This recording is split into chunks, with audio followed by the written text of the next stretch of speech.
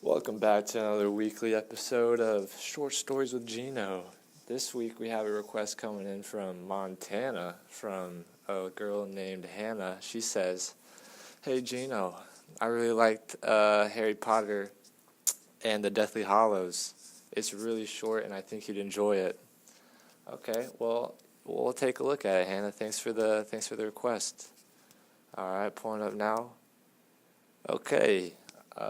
Robert, what I keep telling you about submitting all these books under false names? You know I only do short stories. What are you doing, huh? You know what? Robert, you do this every week, and I end up reading a book for 30 hours, okay? This is the last time, Robert. Okay, I'm tired of your shit. Let's get right into it, though. Chapter 1. The two men appeared out of nowhere, a few yards apart in the narrow, moonlit lane. For a second, they stood quite still, wands directed at each other's chests. Then, recognizing each other, they stowed their wands beneath their cloaks and started walking briskly in the same direction. "News?" asked the taller of the two. "The best," replied Severus Snape.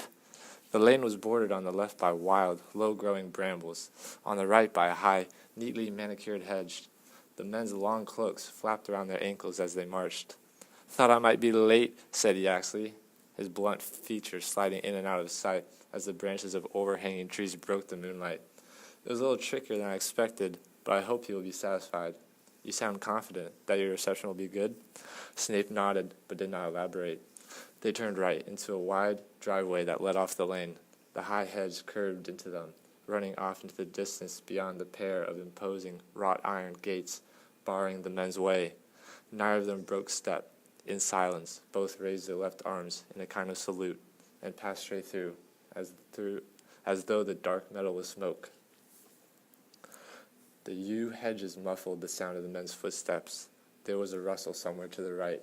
Yaxley drew his wand again, pointing it over his companion's head, but the source of the noise proved to be nothing more than a pure white peacock strutting majestically along the top of the hedge. "He always did himself well, Lucius, peacocks." Yaxley thrust his wand back under his cloak with a snort. A handsome manor house grew out of the darkness at the end of the straight drive, lights glinting in the diamond-paned downstairs windows. Somewhere in the dark garden beyond the hedge, a fountain was playing. Gravel cracked beneath their feet as Snape and Yaxley sped towards the front door, which swung inward at their approach, though nobody had visibly opened it.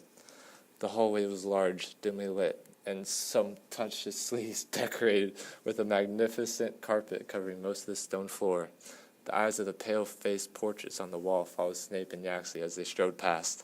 The two men halted as a heavy wooden door leading into the next room hesitated for the space of a heartbeat. Then Snape turned the bronze handle. The drawing room was full of silent people, sitting at a long and ornate table. The room's usual furniture had been pushed carelessly up against the walls. Illumination came from a roaring fire beneath a handsome marble mantelpiece, surmounted by a gilded mirror. Snape and Yaxley lingered for a moment on the threshold. As their eyes grew accustomed to the lack of light, they were drawn upward to the strangest feature of the scene. An apparently unconscious human figure hanging upside down over the table, revolving slowly, as if suspended by an invisible rope, and reflected in the mirror and in the bare, polished surface of the table below. None of the people seated underneath this singular sight were looking at it except for a pale young man sitting almost directly below it. He seemed unable to prevent himself from glancing upward every minute or so. "Yaxley, Snape," said a high, clear voice from the head of the table. "You are nearly late." This figure was seated directly in front of the fireplace, so that it was very difficult at first for the new arrivals to make out more than his silhouette.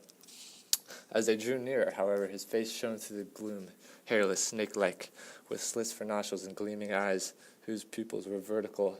He was so pale that he seemed to emit a pearly glow. "Severus here," said Voldemort, indicating the seat of his immediate right. "Yaxley, see besides Dolohov." The two men took their allotted places. Most of the eyes around the table followed Snape, and it was to him that Voldemort first spoke. "So, my lord, the Order of the Phoenix intends to move Harry Potter from his current place of safety on Saturday nights at nightfall. The interest around the table sharpened, palpably. Some stiffened, others fidgeted, all gazing at Snape and Voldemort.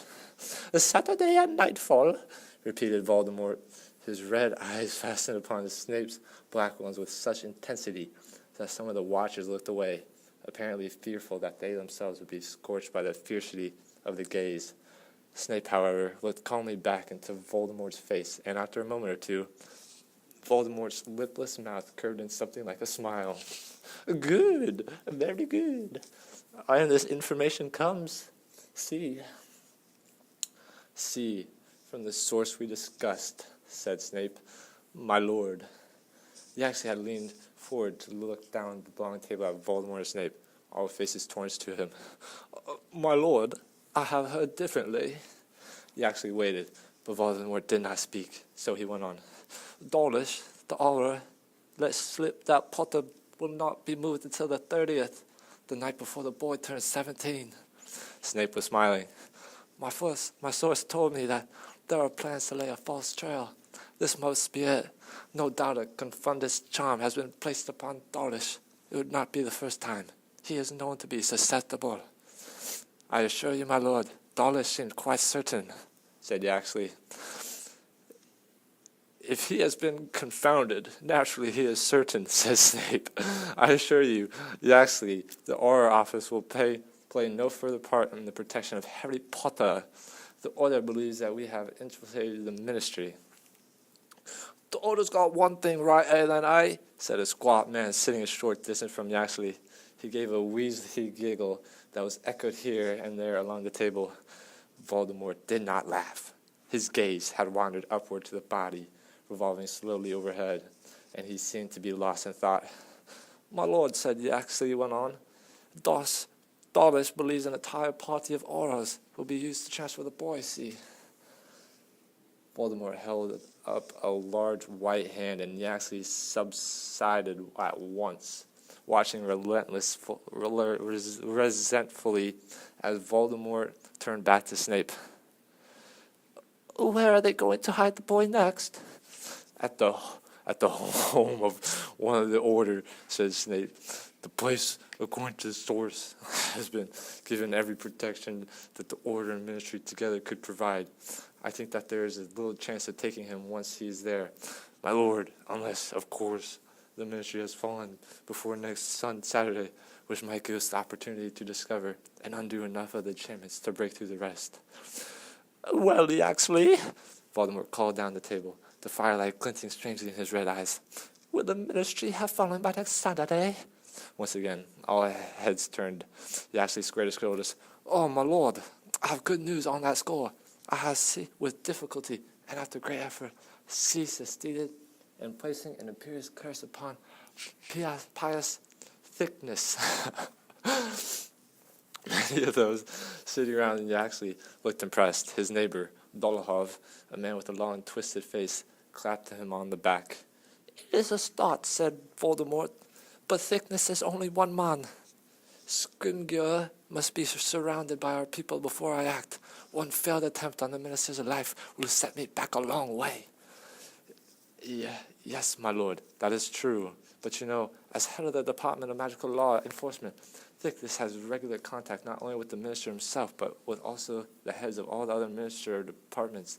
It will, I think, be easy now that we have such a higher-ranking official under our control to subjugate the others, and then they can all work together to bring Scrimgeour down. "As long as our friend Thickness is not discovered before he has converted the rest," said Voldemort. "At any rate, it remains unlikely that the Ministry will be mine before next Saturday. If we cannot touch the boy at his destination, then it must be done while he travels." "Oh, we are at an advantage there, my lord," said Yaxley, who seemed determined to receive some portion of approval. "We now have several people planted within the Department of Magical Transport. If Potter operates or uses the flow network, we shall know immediately." "He will not do either," said Snape. "The Order is doing any form of transport that is controlled or regulated by the Ministry. They mistrust everything to do with the place." All the better, said Voldemort. He will have to move in the open. Easier to take, by far. Again, Voldemort looked up at the slowly revolving body as he went on. I shall attend to the boy in person. There have been too many mistakes where Harry Potter is concerned. Some of them have been my own. That Potter lives and do more to my errors than to his triumphs. The company around the table watched Voldemort apprehensively, each of them, by his or her expression, afraid that they might be blamed for Harry Potter's continued existence. Voldemort, however, seemed to be speaking more to himself than to any of them, still addressing the unconscious body above him. I have been careless, and so have been thwarted by luck and chance. Those wreckers of our the best laid plans. But I know better now. I understand those things that I did not understand before. I must be the one to kill Harry Potter. And I shall be. At these words, seemingly in response to them, a sudden wail sounded, a terrible, drawn-out cry of misery and pain. Many of those at the table looked downward, startled, for the sound that had seemed to issue from below their feet. One tale, said Voldemort, with no change in his quiet, thoughtful tone, and without removing his eyes from the revolving body above. Have I not spoken to you about keeping our prisoner quiet? Yes, my lord, gasped a tall man halfway down the table, who had been sitting so low in his chair that it appeared at first glance to be unoccupied. Now he scrambled from his seat and scurried from the room, leaving nothing behind but a curious gleam of silver. As I was saying, continued Voldemort, looking again at the tense faces of his followers, I understand better now. I shall need, for instance, to borrow a wand from one of you before I go to kill Potter. The faces around him displayed nothing but shock. He might have announced that he wanted to borrow one of their arms. No volunteers, said Voldemort. Let's see. Lucius, I see no reason for you to have a wand anymore. Lucius Malfoy looked up. His skin appeared yellowish and waxy in the firelight, and his eyes were sunken and shadowed. When he spoke, his voice was hoarse. My lord! Your wand, Lucius. I require your wand. Aye. Malfoy glanced sideways at his wife. She was staring straight ahead, quite as pale as he was, her long blonde hair hanging down her back. But beneath the table, her slim fingers closed briefly on his wrist. At her touch, Malfoy put his hand into his robes, withdrew a wand, not his penis, and passed it along to Voldemort, who held it up in front of his red eyes, examining it closely. What is it? Oh, my lord, whispered Malfoy. And the color? Dragon heartstring. Good, said Voldemort. He drew out his wand and compared the lengths. Lucius Malfoy made an involuntary movement. For a fraction of a second, it seemed he expected to receive Voldemort's wand in exchange for his own. The gesture was not missed by Voldemort, whose eyes widened maliciously. Give you my wand, Lucius. My wand. I must say. Some of the throng sniggered. I have given you your liberty, Lucius. Is that not enough for you? But I have noticed that you and your family seem less happy of late. What is it about my presence in your home that displaces you, Lucius? Nothing, my lord. Such lies, Lucius. Such lies, Lucius. The soft voice seemed to hiss on, even after the cruel mouth had stopped moving. One or two of the wizards barely repressed a shudder as the hissing grew louder. Something heavy could be heard sliding across the floor beneath the table. The huge snake emerged to climb slowly up Voldemort's chair. It rose, seemingly endlessly, and came to rest across Voldemort's shoulders. Its neck, the thickness of a man's eye, his eyes, with their vertical slits for pupils, unblinking. Voldemort stroked the creature absently with long, thin fingers, still looking at Lucius Malfoy. Why do the Malfoys look so unhappy with their lot?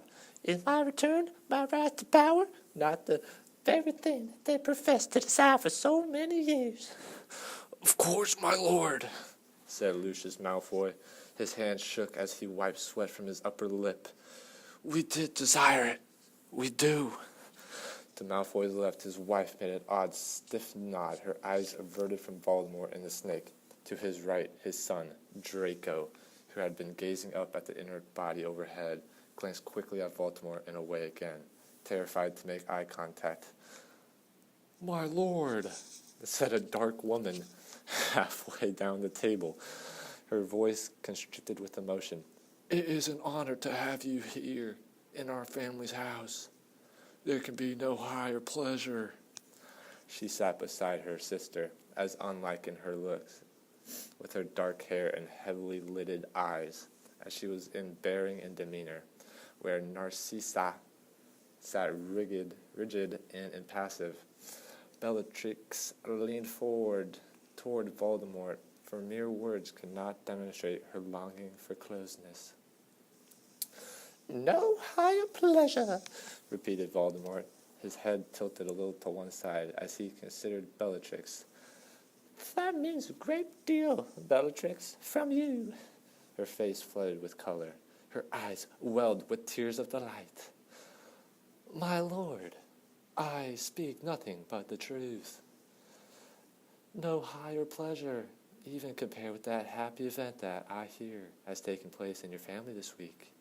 She stared at him, her lips parted, evidently confused. I don't know what you mean, my lord. I'm talking about your niece, Bellatrix, and yours, Lucius and Narcissa. She has just married the werewolf, Remus Lupin. You must be so proud. There was an eruption of jeering laughter from around the table. Many leaned forward to exchange gleeful looks. A few thumped the table with their fists. The giant snake, disliking the disturbance, opened his mouth wide and hissed angrily. But the Death Eaters did not hear it. So jubilant were they at Bellatrix and the Malfoys' humiliation. Bellatrix's face, so recently flushed with happiness, had turned an ugly, blotchy red. She is no niece of ours, my lord, she cried over the outpouring of mirth. We, Narcissa and I, have never set eyes on our sister since she married the mudblood. This brat has nothing to do with either of us, nor any beast she marries. What say you, Draco? Asked Voldemort, and though his voice was quiet, it carried clearly through the catcalls and jeers. Will you babysit the cubs? The hilarity mounted.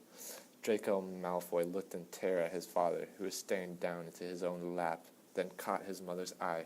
She shook her head almost imperceptibly, then resumed her own deadpan stare at the opposite wall.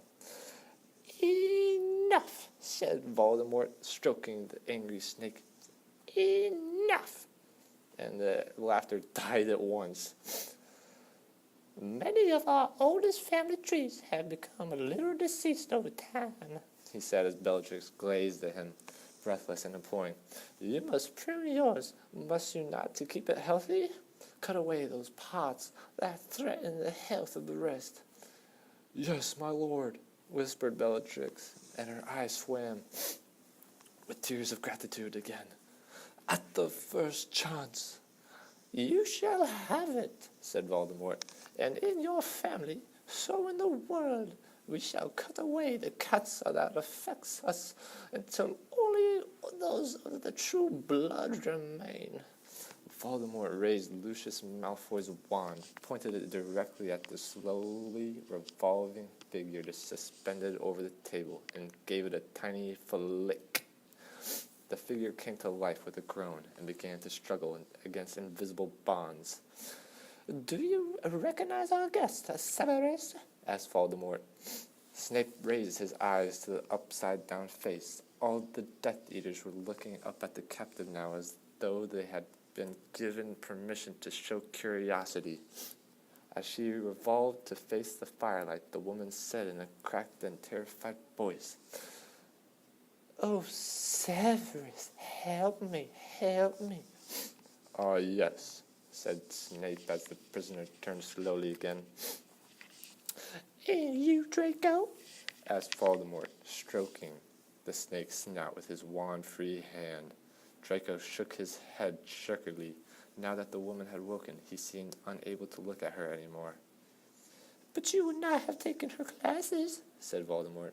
"For those of you who do not know, we are joined here tonight by Charity Burbage, who until recently taught at Hogwarts School of Witchcraft and Wizardry."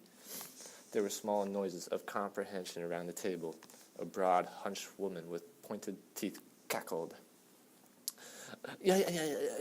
Yes, Professor Burbage taught the children of witches and wizards all about muggles and how they are not so different from us." One of the Death Eaters spat on the floor. "Pooh!" Charity Burbage revolved to face Snape again. "Oh, Severus, please, please." "Silence," said Voldemort, with another twitch of Malfoy's wand, and Charity fell silent as if gagged. "Not content with corrupting and polluting the minds of wizards and children, last week Professor Burbage wrote an unimpassioned defense of mudbloods in the Daily Prophet. Wizards, she says, must accept these thieves of their knowledge and magic. The dwindling of the purebloods is, says Professor Burbage, a most desirable circumstance. She would have us all mate with muggles, and no doubt werewolves." Nobody laughed this time. There was no mistaking the anger and contempt in Voldemort's voice. For the third time, Charity Burbage revolved to face Snape. Tears were pouring from her eyes into her hair. Snape looked back at her, quiet and passive, as she turned slowly away from him again. "Avada Kedavra!" The flash of green light illuminated every corner of the room. Charity fell with a resounding crash onto the table below, which trembled and creaked. Several of the Death Eaters leapt back into their chairs. Draco fell out onto the floor. "Dinner, Nagini," said Voldemort softly, and the great snake swayed and slithered from his shoulders onto the polished wood.